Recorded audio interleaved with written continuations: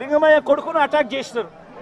Attack చేస్తే లింగమయ్య కొడుకు Manohar attack చేస్తే ఫోన్లో నాన్న నన్ను కొడతా ఉన్నారు, నన్ను అటాక్ చేసినారు, నన్ను కొడతా ఉన్నారు అని చెప్పి వాళ్ళ నాన్నతో తను మాట్లాడితే నువ్వు ఫోన్ చేసి మళ్ళీ మీ నాయనకి చెప్తావా అని చెప్పి మళ్ళా వీళ్ళింటికి ఇక్కడ నుంచి 20 మంది బేస్బాల్ బ్యాట్ కూడా తీసుకొని పోయి బేస్బాల్ బ్యాటు, కట్టెలు, రాళ్ళు, మచ్చుకొత్తి కూడా తీసుకొని మీద 20 మందితో ఇళ్ళ కాడికి పోయినారు. ఇంటికాడికి పోయి లింగమయ్యను బేస్బాల్ కట్టెతో నెత్తి మీద కొడితే బేస్బాల్ కట్ట విరిగి ఏకంగా ఆ మనిషి చనిపోవడం జరిగింది. నేను అడుగుతా ఉన్నా ఇదే రకమైన పాలనకు సంబంధించి నేను క్వశ్చన్స్ అడుగుతా ఉన్నా. చంద్రబాబు నాయుడు గారిని అడుగుతా ఉన్నా, పోలీసులను అడుగుతా ఉన్నా, అయ్యా మీరు చేసేది న్యాయంగా ఉందా, మీరు చేసేది ధర్మంగా ఉందా అని చెప్పి నేను అడుగుతా ఉన్నా. మీరు చేస్తూ ఉన్న ఈ రాంగ్ ప్రెసిడెంట్ వల్ల రాష్ట్రం ఈరోజు బీహార్ కన్నా నాశనమైన పరిస్థితుల్లో ఈరోజు తయారవుతా ఉంది రాష్ట్రం. ప్రతి చర్య మనం చేసేది డెమోక్రసీలో సిగ్గుతో తలంచుకునే కార్యక్రమానికి మీరంతా కూడా సిగ్గు లేకుండా చేస్తూ ఉన్నారు. ఇదే లింగమైన అడుగుతా ఉన్నా, వీళ్ళల్లో కొట్టిన పోలీసులు కేసులు పెడతా ఉన్నారు. వీళ్ళ దగ్గరికి వచ్చి 20 మంది వీళ్ళని అటాక్ చేస్తే కేసులు పెట్టింది ఎంతమంది మీద? కేవలం 2 మీద మాత్రమే కేసులు పెట్టారు. ఇదే దాంట్లో క్రియాశీలకంగా వ్యవహరించిన రమేష్ నాయుడు మీద ఎందుకు కేసు పెట్టలేదు, మిగిలిన వాళ్ళందరినీ కేసులోకి ఎందుకు తీసుకొని రావడం లేదు అని చెప్పి ఇదే పోలీసులను ఇదే చంద్రబాబు నాయుడు గారిని అడుగుతా ఉన్నా. ఇదే గ్రామంలో ఇదే తెలుగుదేశం పార్టీకి సంబంధించిన ఎమ్మెల్యే బంధువులు వీళ్ళంతా బంధువులను తెలిసినా కూడా రెచ్చగొట్టే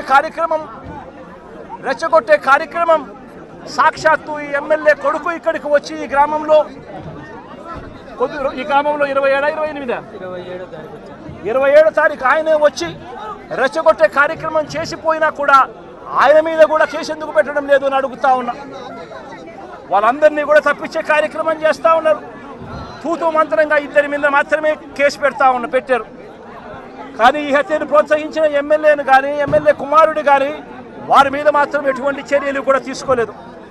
కంప్లైంట్ చేసినా కూడా 27వ తారీఖున 28వ తారీఖున మా ఇళ్ల మీద దాడి జరుగుతూ ఉంది, మాకు పోలీస్ ప్రొటెక్షన్ ఇవ్వండి అని చెప్పి కంప్లైంట్ చేసినా కూడా పోలీసులు ఎందుకు పట్టించుకోలేదు అని చెప్పి చంద్రబాబు నాయుడు గారిని అడుగుతా ఉన్నా, పోలీసులను కూడా అడుగుతా ఉన్నా.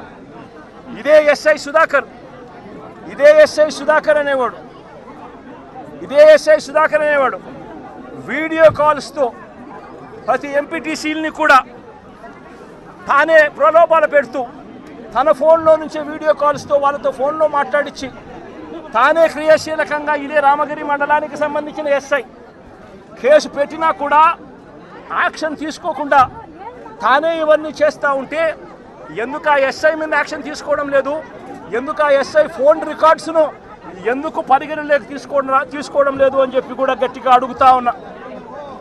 ఇదే లింగమయ్యతో పాటు కొడుకు శ్రీనివాస్ పై కూడా దాడి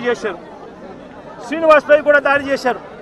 కానీ ఆశ్చర్యం ఏమిటంటే లింగమయ్య కొడుకు నుంచి కాకుండా వాళ్ళు కంప్లైంట్ రాసుకునింది ఎవరితో తెలుసా? వాళ్ళంతకు వాళ్ళే ఒక పేపర్ మీద రాసుకొని వచ్చి పోలీసులు చదువు రాదని చెప్పి లింగమయ్య భార్యతో ఏలుముద్ర బలవంతంగా వేయించుకున్నారు.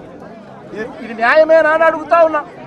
లింగమయ్య భార్య చదువు రాదని కొడుకు పక్కనున్నాడు, దాడిలో ఆయన కూడా గాయపడ్డాడు, చదువుకున్నాడు, కానీ ఆయనతో స్టేట్మెంట్ తీసుకోరు. స్టేట్మెంట్ తీసుకునేది పోలీసులే రాస్తారు. లింగమయ్య భార్యతో ఏలుముద్ర తీసుకుంటాడు. ఎందుకు ఆయన చదువు రాదు, భయపడిచ్చి పెట్టకపోతే సంతకం ఏలుముద్ర వేయకపోతే ఏమన్నారమ్మా సంతకం పెట్టాలి. ఎట్టి పరిస్థితుల్లో పెట్టకుండా పోతే ప్రసక్తే లేదు. ఖచ్చితంగా పెట్టాలని చెప్పి ఆమెతో ఏలుముద్ర తీసుకుంటారు. వీళ్ళు ఏం రాసుకున్నారో ఆమెకు తెలియదు, ఏం స్టేట్మెంటు ఉందో దాంట్లో తెలియదు, ఎవడు చెప్పడు. కానీ కొడుకు ఇచ్చే స్టేట్మెంట్ మాత్రం తీసుకునే కార్యక్రమం మాత్రం చేయరు.